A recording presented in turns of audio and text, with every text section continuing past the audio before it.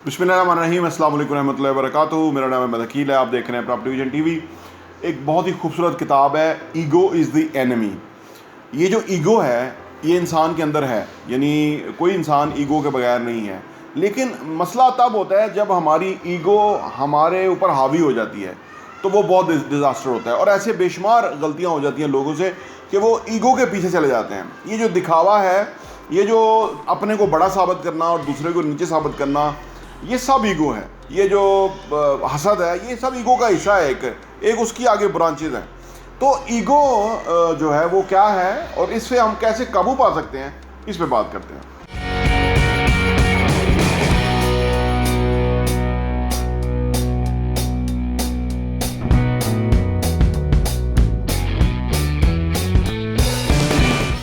Ego क्या है, ये कैसे हमें नुकसान पहुंचाती है, ये हमारे ऊपर कैसे हावी होती है, इसको कैसे कंट्रोल रखें ताकि हम बड़ी कामयाबी हासिल करें। देखें, कामयाबियां दो हैं।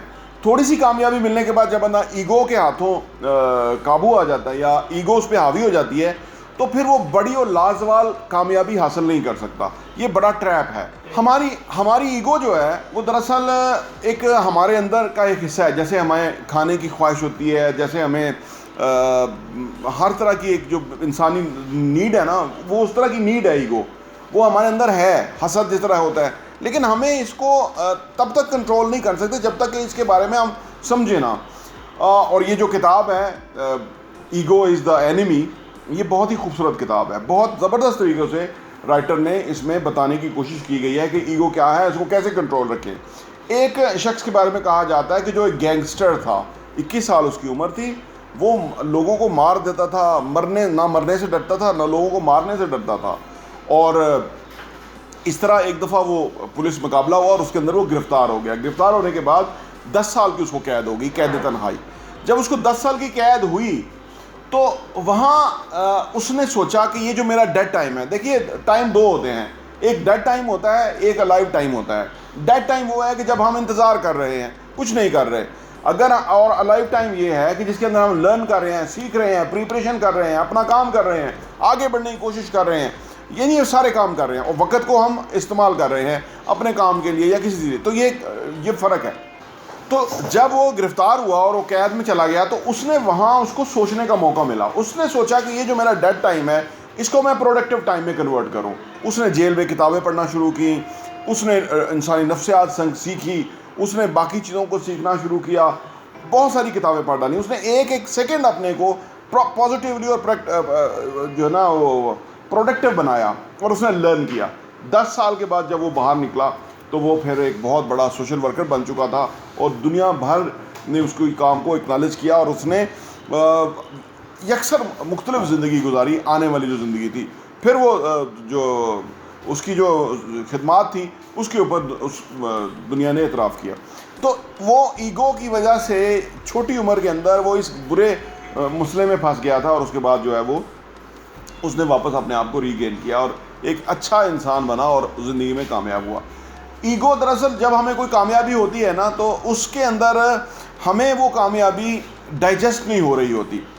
जब हमें अगर हम देखें कि वो कामयाबी हज़म नहीं हो रही या हमने वो कामयाबी तो हासिल की, अब वो हमारे ऊपर सवार हो गई है, तो ये भी एक मसला है। एक और शख्स के बारे में उन्होंने कहा है जो कि कोई बेंजामिन फ्रैंकलिन के नाम का बंदा था, जिसने भी काफ़ी अच्छा पैसा कमाया।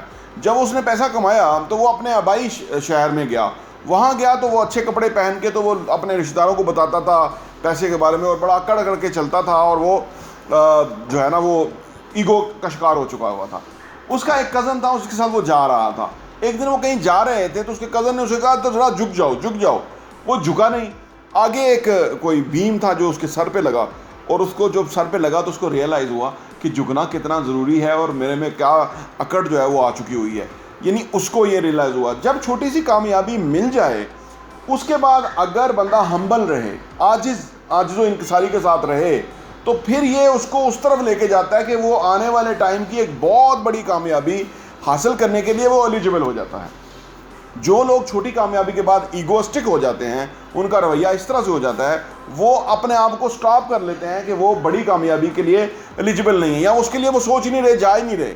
तो ये ईगो हमें जो है ना, इससे हमें ईगो जो है ये हमें नुकसान पहुंचाती है कि हम अपने आप को नीचे रखते हैं। तो जब हम ज़्यादा ईगो में आ जाते हैं फिर हम बड़ी बड़ी बातें कर जाते हैं। अच्छा, जब हम इंसान बड़ी बड़ी बातें कर जाता है ना, तो वो दरअसल ऐसा होता है कि इस किताब में लिखा है कि भाई वो जब बड़ी बड़ी बातें कर लेता है तो वो ऐसा एक फीलिंग आ जाती है कि जैसे वो वहाँ पहुँच चुका है, वो अचीव कर चुका है, या वो उसने कर लिया है।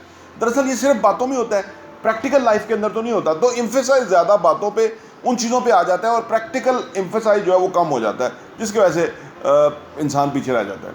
जब भी कोई कामयाबी आए तो इंसान के अगर कदम ज़मीन पर रहें तो वो बड़ी बेहतर सूरत हाल रहती है, क्योंकि वो फिर फर्दर कामयाबियों के लिए अपने आप को एलिजिबल बना लेता है, अपने अहल बना लेता है अपने आप को, और उस डायरेक्शन में चलता रहता है।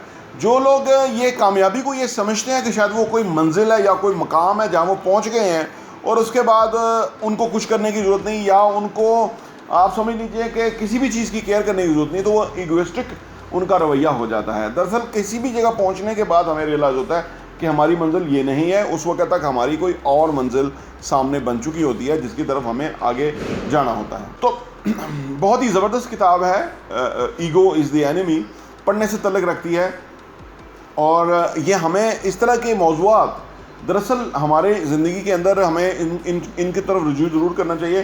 कहीं ना कहीं हम शिकार हो रहे होते हैं, कहीं ना कहीं हम डिट्रैक हो रहे होते हैं, कहीं ना कहीं हम असल फोकस से हट रहे होते हैं, क्योंकि इंसान का जो फोकस है ना, अगर ये ईगो वाला मामला बीच में आ जाए तो वो उसका ज़रूर फोकस जो है वो डाइवर्ट हो जाता है। और देखिए, अगर हम जिधर से भी हमें कामयाबी मिली है ना, अगर हम वहाँ से ही आउट हो जाएं, आप सोचिए उन रूट्स के साथ हमारे कनेक्शन ख़त्म हो जाएं, तो फिर हमारी कामयाबी बेमानी हो जाएगी। क्योंकि कामयाबी के लिए ज़रूरी है कि जब बंदा कामयाब हो तो वो पीछे जाके अपने रूट्स के तहत वहाँ लोगों को हेल्प करे, वहाँ लोगों को इनकरेज करे, वहाँ लोगों को अपलिफ्ट करे, सो दैट कि वो जो कामयाबी है वो कामयाबी ज़्यादा वेल राउंड हो जाए, ज़्यादा लोगों की कामयाबी में कन्वर्ट हो जाए। तो ये होना बेहद ज़रूरी है।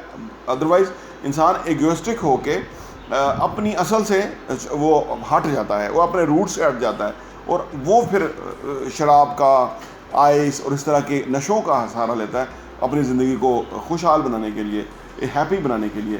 तो वो फिर ये बहुत बड़ा डिज़ास्टर है, वो आप समझते हैं। तो ईगो इज़ द एनिमी बहुत ही खूबसूरत किताब है जो कि आपको ज़रूर पढ़नी चाहिए, और इससे बहुत फ़ायदा होगा। प्रॉपर्टी विजन टीवी देखने का बहुत बहुत शुक्रिया।